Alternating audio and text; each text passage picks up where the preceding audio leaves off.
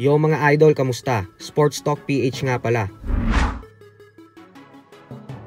Ang reaksyon ni Pacquiao, pag-usapan natin yan mga idol.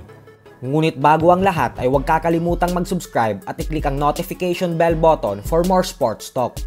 So matapos nga po ng kauna-unahang laban ni Jimwell Pacquiao sa professional boxing, kung saan nauwi sa tabla na resulta ng kanyang laban kontra kay Brendan Lally, ay naging prangka nga po ang kanyang ama na si 8th Division Champion Manny Pacquiao.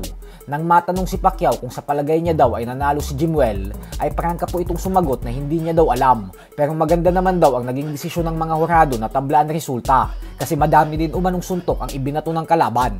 Bukod dyan ay sinabi din ni Pacquiao na satisfied naman daw siya sa ipinakitang performance ni Jimwell kasi hindi naman daw madami ang naging laban nito sa amateur boxing.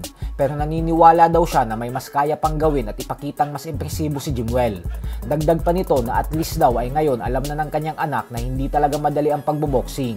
Ibinunyag din ito na sobrang kabado daw talaga siya sa buong laban ni Jimwell, kung saan gusto niya daw sumigaw at magbigay ng mga instructions. Pero hindi niya umano ito magawa kasi kinakabahan daw talaga siya ng gusto.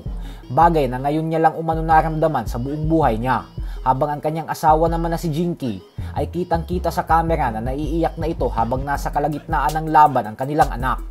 Samantala, aminado naman si Jimwell na madami pa siyang kailangang ayusin upang mas lalo siyang mag-improve sa mga susunod niyang laban. Hindi din ito nagbigay ng kahit anong dahilan at excuses. At bagko, sinabi pa nito na malakas daw talaga na fighter ang kanyang nakasagupa na si Brendan Lally. He did well for the first fight, and he didn't have a lot of experience, a long experience in amateur, so he just have a couple fights in amateur, so in turn pro like that. So for me, it's I'm satisfied with his performance. Although we're expecting more, but it's good experience for him that he experienced professional fight like that. So I told him that it's not easy.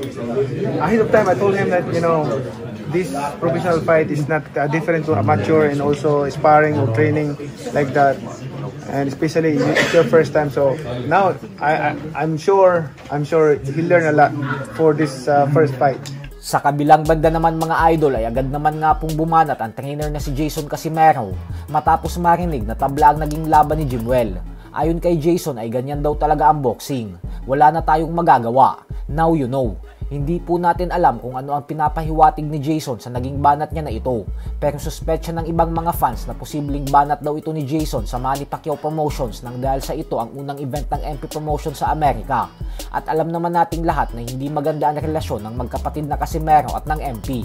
Bukod dyan ay yung linya naman na Now You Know ay pinasikat ito ni Pacquiao sa commercial niya dati na Vitwater. Kaya duda ng ibang mga fans na pasimpleng birada umano ito ni Jason sa ating pambansang kamao. Samantala, dahil nga po malapit na tayong mag 1 million subscribers sa YouTube, kaya naman magpapag-giveaway tayo ng 5 authentic NBA jersey.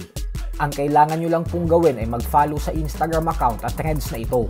I-type lang ang username na ito at mag-follow sa Instagram at Threads. At pag umabot na sa 1 million ang ating YouTube subscribers, ay pipili ako ng 5 maswerteng mananalo ng original NBA jersey sa listahan ng mga nakafollow sa Instagram account na ito.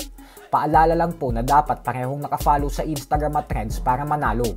Ako po mismo ang magme-message sa 5 lucky winners at ipapakita natin sa video ang pagkakatanggap nila ng mga NBA jerseys. Maraming salamat po.